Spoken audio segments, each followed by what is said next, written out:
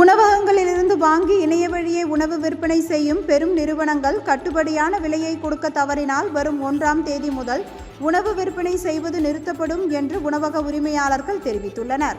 நாமக்கல் நகரம் மற்றும் தாலுகா ஹோட்டல் மற்றும் பேக்கரி உரிமையாளர்கள் சங்கத்தின் அவசர ஆலோசனை கூட்டம் நாமக்கல்லில் நடைபெற்றது.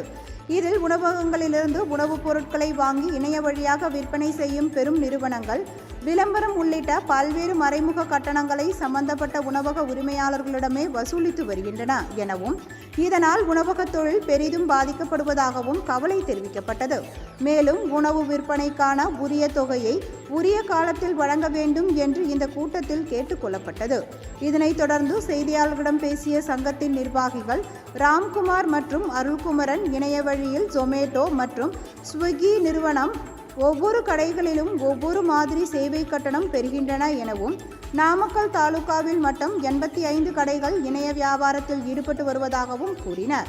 இதன் மூலம் 10 லட்சம் ரூபாய் மதிப்பில் உணவுப் பொருள் வியாபாரம் நடைபெறுகிறது எனவும், உணவுப் பொருட்களுக்கு கட்டுப்படியான விலை வழங்க வேண்டும் என்பது தொடர்பாக ஜொமேட்டோ மற்றும் ஸ்விக்கி நிறுவனங்களுடன் நடைபெறும் பேச்சுவார்த்தையில் உடன்பாடு எட்டவில்லை என்றால் வரும் 1ஆம் தேதி முதல் காலவரையற்ற இணைய வர்த்தகம் நிறுத்தி வைக்கப்படும் என்று தெரிவித்தனர்.